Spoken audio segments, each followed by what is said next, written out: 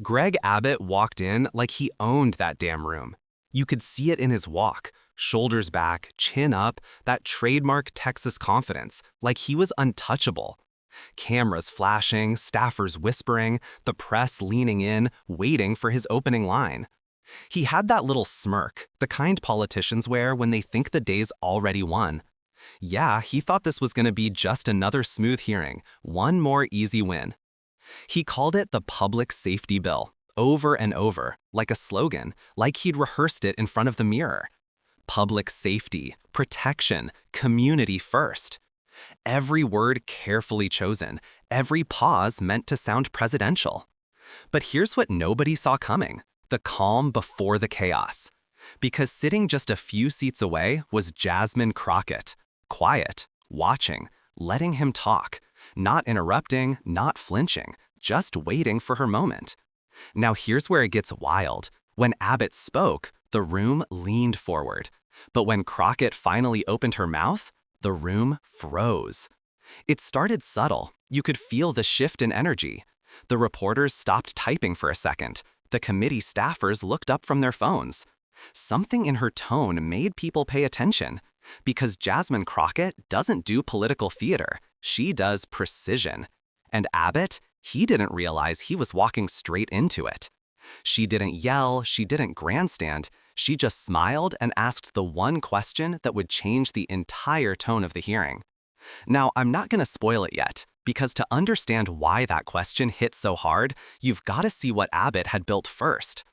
He'd spent months selling that bill like it was the cure for chaos, claiming it was about safety, about protecting Texans from dangerous elements.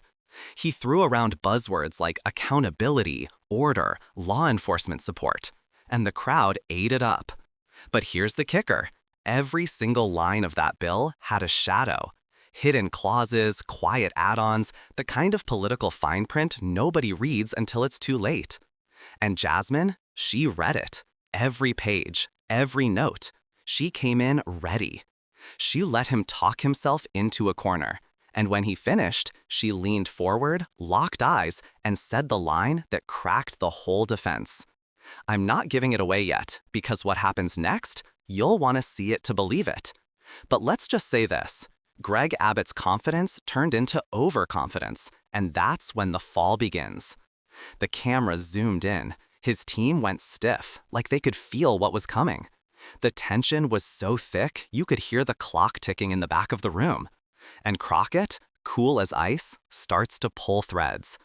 She doesn't accuse him, she asks. She lays out facts like a trap, one after another. You could literally watch him lose control of the narrative, live, on camera. And here's the moment the internet went crazy over. She called out the exact section of the bill that contradicted everything he just said about freedom, rights, and safety. You could see the color drain from his face. She didn't raise her voice once. That's what made it deadly. It wasn't shouting, it was surgical. You ever see a courtroom where the defense lawyer suddenly realizes they've lost the case halfway through cross-examination? Yeah, that's the vibe. Even the moderator tried to step in. "Congresswoman, please keep it brief." She didn't even look up, just said, "Oh, I will, because this won't take long." Boom, the whole room exhaled. That was it. That was the shift. You can literally watch the confidence melt off Abbott's face as she breaks down his own phrasing line by line. The bill he swore was airtight started sounding like a script full of loopholes. And when she finally asked the question, the one nobody could answer, he froze. Not because he didn't hear it, but because he did. And there wasn't a right answer. The pause lasted 5 seconds, but it felt like 5 minutes. That was the exact moment every camera in the room zoomed in. The pause, the stare, the silence that said it all. Social media went insane within hours. Hashtags, memes, reaction clips. One question, total obliteration. People called it the most brutal takedown of the year. Because here's the truth. Abbott didn't lose to anger. He lost to accuracy. And Crockett, she didn't just win the debate. She rewrote it. It wasn't just a clash of ideas. It was the exposure of a mask, that fine line between leadership and manipulation. Abbott wanted the world to see him as the voice of order, but that one question exposed how fragile that image really was. That's why the internet couldn't stop watching, because deep down, everyone loves seeing power get humbled by truth. And when Crockett leaned back, done with her questioning, you could feel the air change. Reporters whispering, cameras still rolling, Abbott pretending to shuffle his papers like that would hide the silence. You know that feeling when someone's argument just collapses under its own weight? That's what the room felt like. This wasn't just politics, it was a reckoning. And what makes it even crazier? This was just the beginning.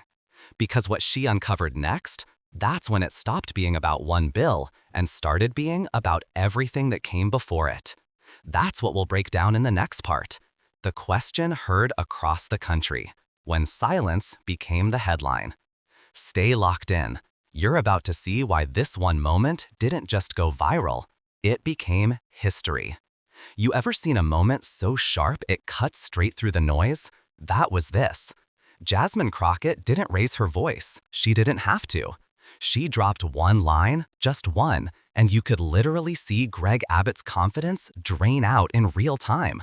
It was like watching a mask crack, slow, silent, impossible to stop. The room went dead still. No shuffling papers, no coughing, just the sound of her voice, steady and surgical. You could feel the shift. Abbott had been riding that governor in control energy all morning, but right then, it vanished. Cameras zoomed in, reporters leaned forward. The staff behind Abbott tried to look calm, but their eyes said it all. They knew this wasn't going to be another friendly back and forth. This wasn't politics anymore. This was a cross-examination. She had that prosecutor rhythm, the kind where each pause is calculated, the kind that doesn't give you room to breathe. She flipped through the pages of his bill, slow and deliberate, the sound of paper echoing through the mic like footsteps in a hallway before the verdict. And then she looked up, calm, unbothered, eyes locked right on him. She asked, "Governor Abbott, can you point to where in your bill it protects the people it claims to protect?" Simple, straight, devastating. He blinked, adjusted his tie, smiled that political smile, the one you do when you're buying time. But time was already gone. You could see it, the micro expressions, the slight jaw clench, the swallow, the fake grin. Every camera in the room caught it. And Crockett, she didn't move an inch. The pause stretched. 1 second, 2, 5. Too long. He tried to pivot. "Well, Congresswoman, what this bill does..." She cut in. "No, Governor. Where?" Boom. There it was. The pressure point. She wasn't asking for theory. She was asking for proof. That one question didn't just expose a flaw. It exposed the entire performance. Because when someone can't answer their own defense, the show's over. And it was showing.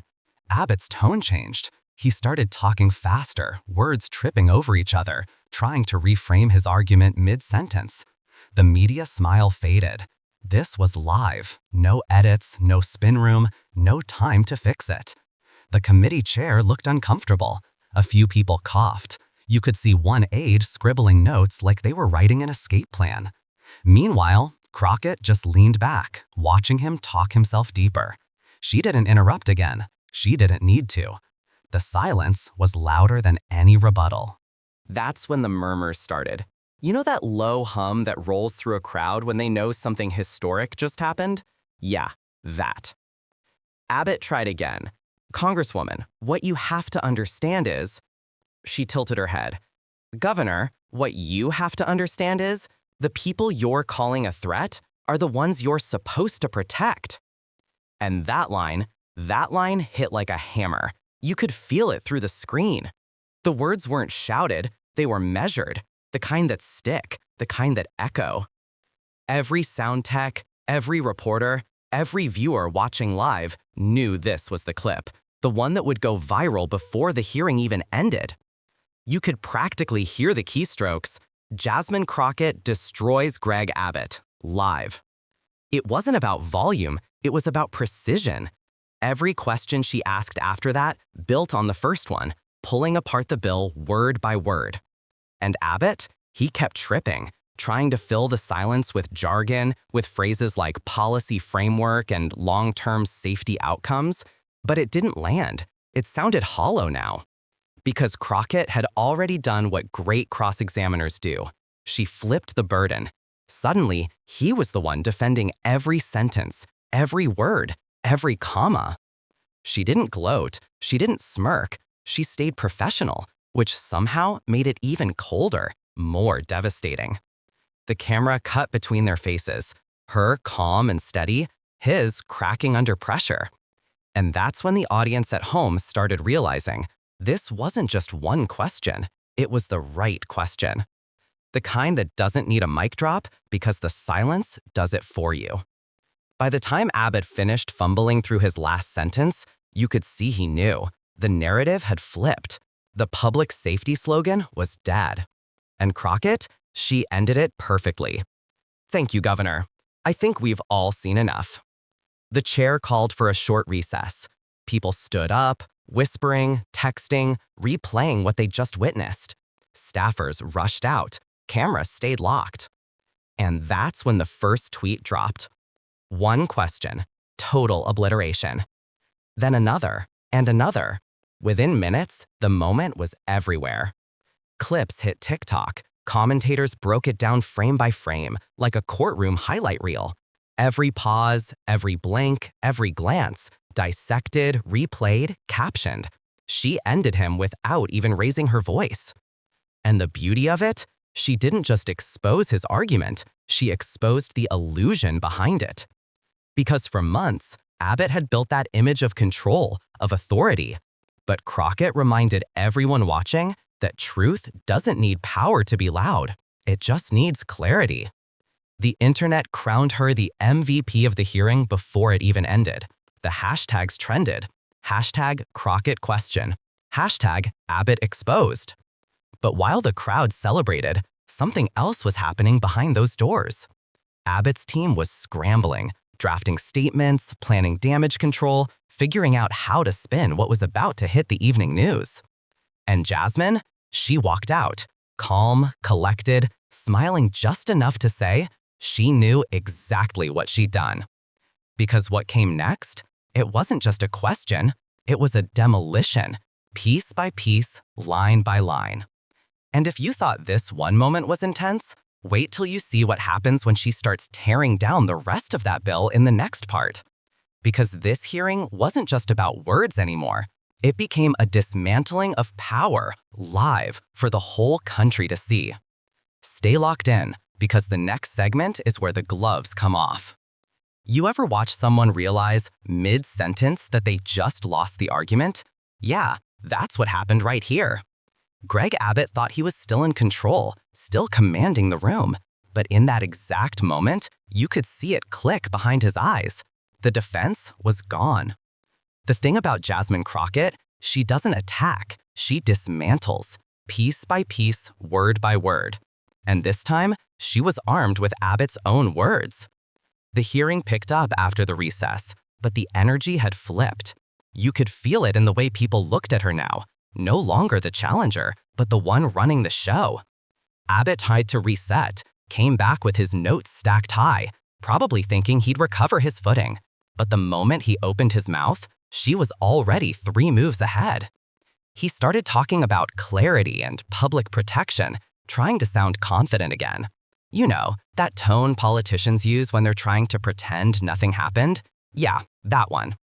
But Crockett wasn't buying it. She calmly lifted the stack of papers, his bill, and started reading.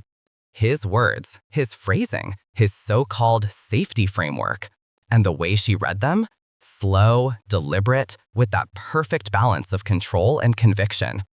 Section 4B. Law enforcement may detain individuals deemed to be acting in a manner contrary to the preservation of order. She paused, looked up. Governor, who decides what contrary means? Silence. Again. You could literally hear the breath leave the room. The camera panned to Abbott, blinking, shifting, glancing to his left like someone off camera had the answer, but no one did. And that's when the commentary line hit in real time. Man, Abbott thought this was his moment, but Crockett was about to turn it into evidence. Because from that point on, she wasn't debating, she was cross-examining. Every sentence he'd written became a weapon, not for him, but against her. She read another line, then connected it to the last, showing how the same bill that claimed to protect public freedom gave near unchecked authority to enforcement officers. "Governor," she said, "you're calling it protection, but the text, your own text, calls it power." Boom. You could feel that hit. He tried to cut in, stumbled mid-word. "Congresswoman, with respect, the intention..." She didn't even look up, just said, "Intentions don't override law, Governor. You wrote it. I'm just reading it." That was it. That's the moment the entire tone of the hearing changed for good. She wasn't angry, and that's what made it lethal. She was calm, clinical, proving every point without breaking stride. By now, you could see people in the background reacting. One reporter's jaw literally dropped. Another whispered, "Oh my God," to a colleague. Even members of Abbott's own side were starting to look uneasy. And as she kept going, she pulled out past receipts. Flashbacks, moments from earlier hearings where other GOP figures tried the same defense, and she dismantled them too. Quick montage.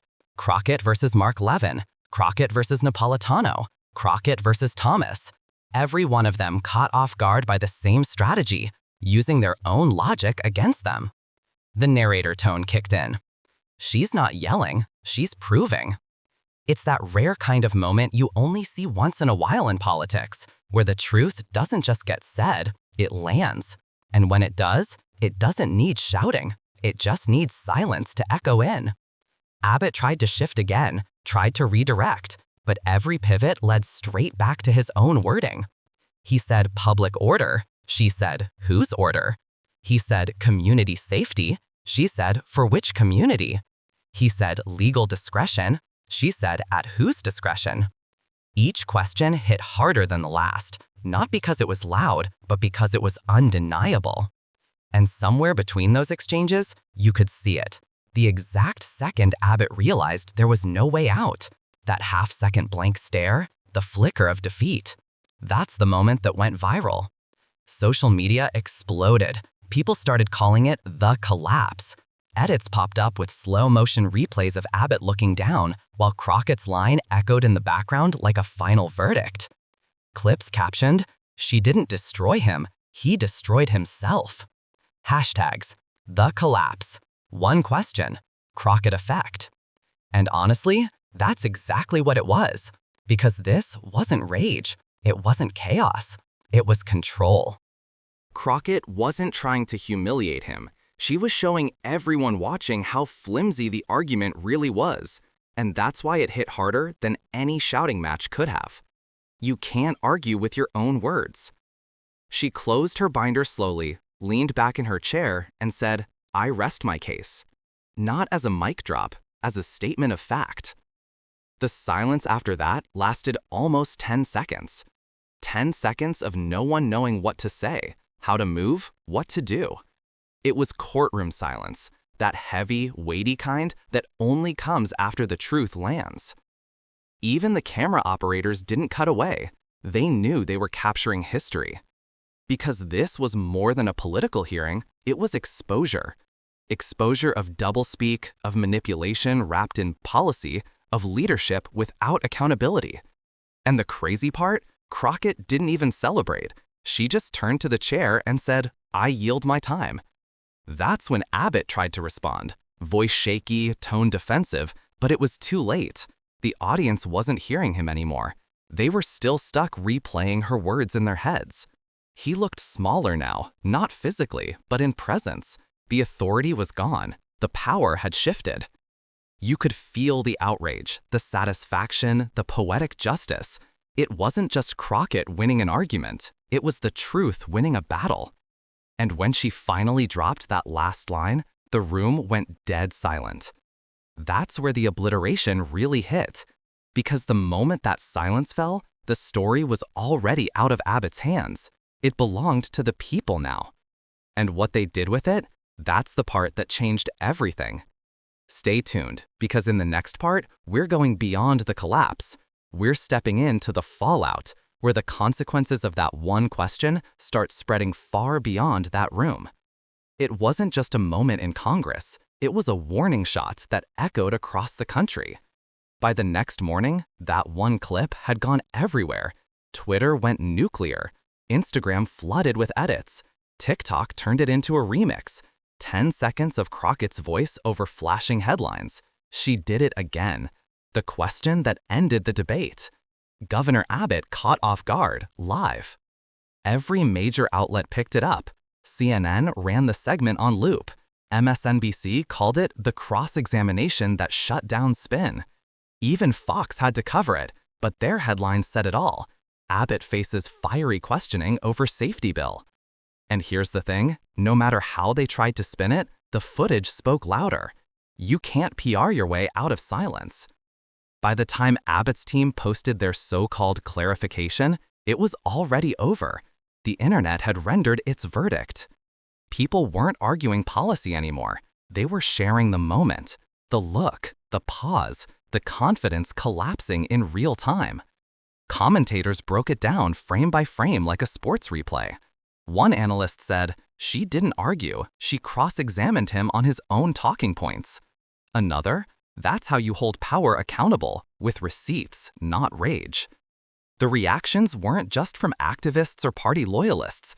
They came from everyday Americans, teachers, veterans, students, even grandmothers who'd never watched a congressional hearing before. One clip went viral of a woman recording from her living room, her voice shaky, emotional. She said, "That one hit home. My grandson served, and she's right. Safety doesn't mean silence." That's the power of authenticity. It doesn't need a campaign budget. It just needs truth on camera.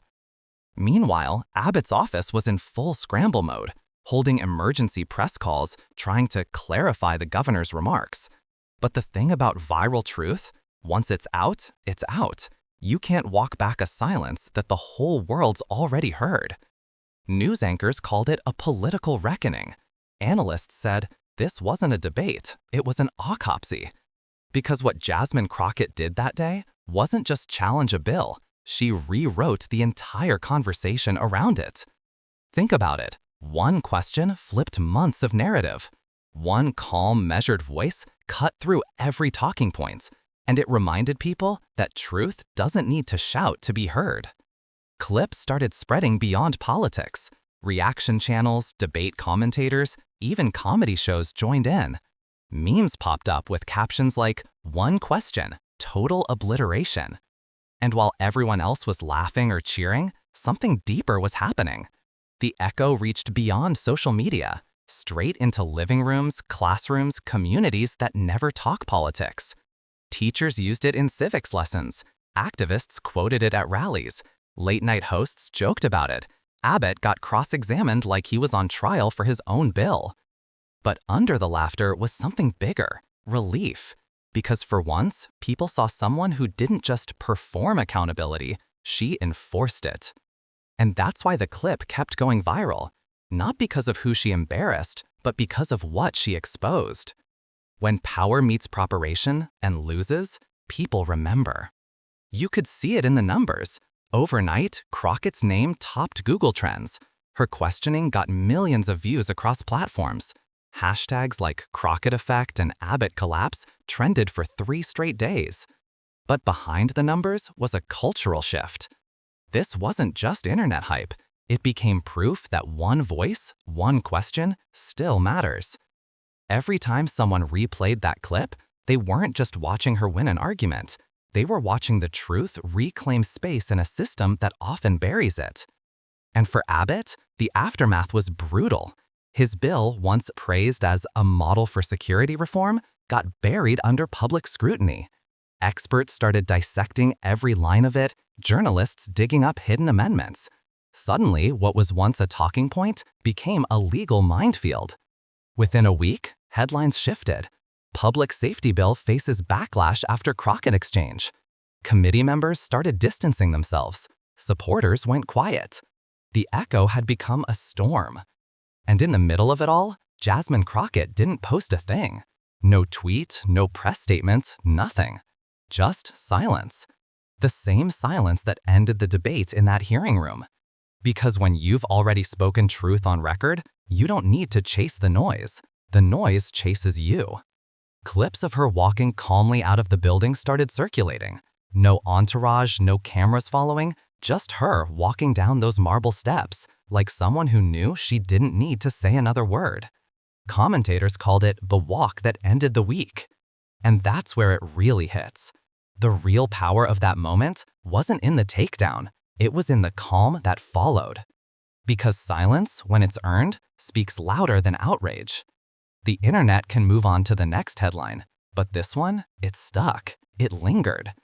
Because it reminded everyone that truth, no matter how buried, always has a comeback. And this time, it came in the form of one question that nobody could answer. That's what happens when power meets preparation and loses. If one question can expose this much, imagine what happens when the next hearing drops. Stay tuned.